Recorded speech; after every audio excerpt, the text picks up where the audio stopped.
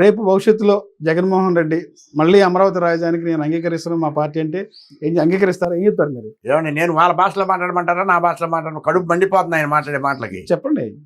ఏం పీకుతారో వాళ్ళు. ఇంకా చట్టబద్ధత అయింది. కేంద్ర సంస్థలు కూడా వస్తున్నాయి. రేపు 2400 కోట్లు 2450 కోట్లు మొన్న ఇచ్చాడు మోడీ ఆయన పుట్టినరోజుకి. మరి వాళ్ళు కూడా 4-5 రోజుల్లో పనులు మొదలు పెడతారు కేంద్ర సంస్థలో. ఇంకేది ఆయన పీకేది? ఆయన కాదు, ఎవడైనా ఏం పీకుతాడు అంటే ఇప్పటికే మరి వాళ్ళు మీరైనా స్టైల్లో వాళ్ళు ఏం చెప్తారంటే సీఎం ఎక్కడుంటే అక్కడ రాజధాని అవ్వద్దు, రేపు పొద్దున మనము మార్చొచ్చు అంటారు. నిజంగా మార్చొచ్చా? మార్చాతి చట్టబద్ధ అయిన తర్వాత ఎవరల్లా కాదు, అది ఎవరల్లా కాదు. 100కి 100 పాళ్ళు కాదు, 200 పాళ్ళు కాదు. ఒక గవర్నమెంట్ ఒక చట్టబద్ధ చేసిన తర్వాత ఎట్ట మారుతారు? మారలేరు, ఎవరల్లా కాదు. నువ్వు చెప్పిన దానికి, నువ్వు అడిగిన దానికి నేను క్వశ్చన్ సమాధానం చెప్పాలి. కానీ నువ్వేదో అడిగావని నేను ఏదో చెప్తే సరిపోద్దా? నువ్వే ప్రశ్న అయితే అడిగా ఆ ప్రశ్నకి జవాబు చెప్పాలి నేను, అంతే కదా? మరి అదేనా అంతేనండి. చట్టబద్ధత అయిపోయింది, ఎవడల్లా కాదు, ఎవడ పీక్కునేది ఏమి లేదు. జగన్మోహన్ రెడ్డి రావచ్చు, లేదా ఇంకోటి రావచ్చు, లేకపోతే పవన్ కళ్యాణ్ రావచ్చు, ఎవరు పీకేది ఏం లేదు. చట్టబద్ధత అయిపోయింది. అది ఆంధ్రలో రాజధాని అమరావతి, నొక్కి వక్కాలని చెప్తున్నా. నేను కూడా ఇంత మంగళ చెప్పలేదు, ఇప్పుడు చెప్తున్నా. రాసుకోవచ్చు, లిఖితం చేసుకోవచ్చు. దానికి ఎవరు ఏమి చేసేది. అంటే ప్రభుత్వం 2వ విడత 3వ విడత భూసేకరణ అంటే మళ్ళా జగన్ వస్తే మా పరిస్థితి ఏమవుతుంది, రైతుల్లో కొంత అభద్రతా భావం ఉంది అనేది కొంత ప్రచారం ఏం చెప్తారు? ఉంది అభద్రతా భావం ఉండే. ఇప్పుడు నిదానంగా ఇస్తున్నారు. పరివి, శావపాడు, వైకుంఠపురం, వడ్డమాను వీళ్ళందరూ నిదానంగా ఆలోచించి ఇస్తున్నారండి. ఎందుకంటే గతంలో జరిగిన కష్టాన్ని వాళ్ళు చూశారు కదా, సరిహద్దు గ్రామాల వాళ్ళు. ఆ కష్టం, మేము పడ్డ కష్టం మామూలు కష్టం అండి. నిద్ర లేని రాత్రులు గడిపాం, అన్నం తినని రోజులు గడిపాం. పండగ లేదు, పబ్బం లేదు, పండగ లేదు, ఏమీ లేదు. రోడ్డు మీద కూర్చొని అన్నాలు తిని బతికాం 5 సంవత్సరాలు.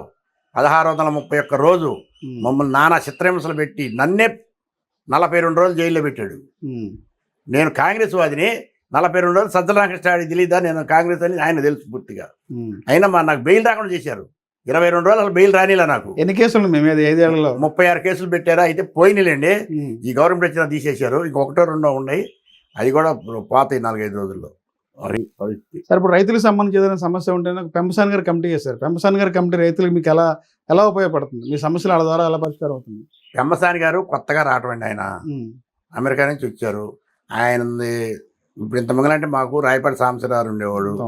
ఆయన ఒక రైతు వారి కుటుంబం నుంచి వచ్చాడు కాబట్టి ఆయనకు మేము తెలుసు, మేము ఆయన తెలుసు. పేర్లతో పిలిచే అంత అరే ఆయన కేకేసే అంత స్వతంత్రం ఆయనకు ఉంటుంది. మేము కూడా ఏమంటే సాంబశివరావు అనే స్వతంత్రం మాకుంటది. డైరెక్ట్ పోయి మా పనులుండా అడిగి చేపించుకునే వాళ్ళవి. ఇవాళ ఈయన కొత్త, ఆయన అమెరికా నుంచి వచ్చాడు. ఈయన డాక్టరు, రైతు కుటుంబంలో ఆయన కాదు కదా, ఒక డాక్టర్గా వచ్చిన ఆయన. నేనైతే ఇంతవరకు పెంపసాని గారిని ఒకసారి కూడా కలవలేదండి. అయితే కొన్ని ఏమో ఇప్పుడు అదే చెప్పానే, భగవంతుడు అందరూ మంచివాడు కాదని. కొంతమంది ఏమో కరెక్ట్ అయిన మనిషి అంటున్నారు, కొంతమంది కాదంటున్నారు, కొంతమంది ఏమో బిజినెస్ మైండ్ అంటున్నారు, రకరకాలుగా మాట్లాడుతున్నారండి. నేనైతే ఎవరైనా బేరీ చేసుకోను. నేను కళ్ళతో చూస్తేనో చెవులతో ఇంటేనో మాట్లాడతా, అంతే తప్ప లేదా మాట్లాడను. సార్, ఇప్పుడు సిఆర్డీఏ కార్యాలయంలో అమరావతి ప్రాంత రైతులకి ఏదన్నా సమస్య మీద వెళ్తే స్పందించే తీరు ఎలా ఉంది, మీకు పనులు అవుతుంది ఏం చెప్తారు? కన్నబాబుండంగా జరగలేదండి అయ్యి. ఇప్పుడు రాజుగారు వచ్చాడు. రాజుగారు వచ్చిన తర్వాత ఆయన వింటాం. ఇప్పుడు ప్రతి గ్రామంలో మీటింగ్లు వేస్తున్నారు, గ్రామ సభలు పెడుతున్నారు. ఆ రాజుగారు వింటున్నాడు, సానుకూలంగా చెబుతున్నారు. అయితే ఈ మధ్యకాలంలో ఏమొచ్చిందంటే చంద్రబాబు నాయుడు మాట ఐఏఎస్లు కానీ ఐపీఎస్లు కానీ ఆఫీసర్ల మాట వింటలేదు, చంద్రబాబు తోసి పక్కకు తోసేశారు అని అంటున్నారు. అది ఎంతవరకు నిజమో నాకు కూడా తెలియదండి. నేనేం చదువుకున్నాయండి కాదు, ఏదో దానితో చదువుతూ సంబంధం లేదు, మీకున్న పరిజ్ఞానం, నాకున్న భావోద్వేగంతో చెప్పటమే కానీ నిజమైన పరిజ్ఞానంతో చెప్పటం కాదు నేను. ఇది వాస్తవం. ఇప్పుడున్న రాజుగారు మాత్రం రైతులకి ఎంత అన్నా కానీ మేలు చేస్తాడని కోరుకుంటున్నాం. అంటే ఇంకొక ఆరోపణ అయితే ఉంది, సిఆర్డీ కార్యాలయంలో మీలాగా పంచి కట్టుకుని మామూలుగా రైతుగా వెళ్తే కనీసం స్పందించే పరిస్థితి లేదు, గౌరవంగా మాట్లాడలేదని అన్నారు. నిజంగా ఇది ప్రచారమా, వాస్తవా? ప్రచారం మాత్రమే. ఇది కన్నబాబుండగా జరిగింది. అది ఇవాళ అందరికి వెళ్తే కుర్చీలు వేస్తున్నారు, మంచినీళ్ళు అవుతాయని అడుగుతున్నారు సిఆర్డీ ఆఫీస్ లో. ఈ సమస్య ఏంటి అసలు, రాసుకున్న ఆయన ఒక ఆయన ఉంటాడు, రాసుకుంటున్నాడు. రైతులకి ఎటువంటి ఇబ్బందులు ఇవ్వండి, కాదు ఒకళ్ళారా ఎవరికైనా ఉందండి. ఇప్పుడు నేను వెళ్ళి అక్కడ ఆఫీసర్ తోటి ఏ రకంగా మాట్లాడాలి ఆ రకంగా మాట్లాడాలి. జగన్మోహన్ రెడ్డి లాగా మాట్లాడితే ఎట్లా కుదురుతుందండి? కలెక్టర్ గారి దగ్గర పోయినప్పుడు కలెక్టర్ గారి మాట మాట్లాడుకోవాలి, జీతగారి దగ్గర మాట్లాడే జీతగారి దగ్గర మాట్లాడాలి, పెళ్ళాం దగ్గర మాట్లాడే మాట పెళ్ళాం దగ్గర మాట్లాడాలి, బయటికి పోయినా మాట్లాడే మాట బయటికి పోయినా మాట్లాడాలి. అంతేగాని పెళ్ళాం దగ్గర మాట్లాడే మాట బజార్ట మాట్లాడతారండి. ఆ నైజం అది కాదు. ఎవడో ఒకడు ఉంటాడు, వాడు పోయి మా పని ఎందుకు చేయవాని అని ఆపేస్తుందంటే ఆయనకి మరి ఆయన ఐఏఎస్ చదివాడు కదా, మరి ఆయన చదువుకున్న దానికైనా మనం విలువ ఇవ్వాలిగా. ఈ అంటే ఈ అన్నట్టు అంటే అటు కుదిరిద్దండి. మనం వెళ్ళి మర్యాదగా కూర్చొని సార్ మా పని ఇది అని చెబితే వాళ్ళు వినకపోతే అప్పుడు దాని పర్యవసానం. అంతేగాని గుడ్డగాల్చి మీద ఎత్తేట వర్కర్ల మీద. సార్ వైసీపీ పదే చెప్పుద్ది అమరావతిలో ఎక్కడ ఏ ప్రాజెక్ట్ చూసినా అవినీతిమయం జరుగుతుంది, స్క్వేర్ ఫీట్కి ఎంత ఇవ్వాల్సింది దానికి 3 రెట్లు ఎక్కువగా ఇచ్చేస్తున్నారు, అంతా బెనామీలుగా జరుగుతుంది వర్క్లు అనేది ఒక ప్రచారం చేస్తున్నారు. మనం వైజాగ్లో నిజంగా వాస్తవం ఏం చెప్తారు? నిజంగా అలా జరుగుతుందా? జగన్మోహన్ రెడ్డి గారిని అవకాశం ఉంటుందా? అంటే ఇంత పెద్ద ప్రాజెక్ట్ మీరు అడిగిన దానికి జవాబు చెప్తాను. నేను మంగళ జగన్మోహన్ రెడ్డి గారిని అడుగుతున్నా. చెప్పండి. వైజాగ్లో ఆయన కట్టాడు బోడుగుండు చేసి, అక్కడ స్క్వేర్ ఫీట్కి ఎంత ఇచ్చావు? దేనికి ఇచ్చావు నువ్వు అక్కడ? అది ఇంకా మా చెప్పలేము, మాది నల్ల నేల. నువ్వు కొండ మీద అంత ఇచ్చావే, ఇక్కడ ఎందుకు ఇవ్వకూడదు? ఇదే విషయాన్ని పార్లమెంట్ లో కూడా ప్రస్తావించారా? ఎందుకు ఇవ్వకూడదు అంటున్నా. అంతేం ఇవ్వలా. చంద్రబాబు నాయుడు ఏమో అనుకున్నంత డబ్బులు దారపోసాయనే మాత్రమే కాదు, ఆయన రైతు వారి ఏ ప్రాజెక్టులు చూసిన అవినీతిమయం కోట్లాది రూపాయలు చేతులు మారుతున్నాయి అంటారు. నిజంగా పరిస్థితి ఉందా?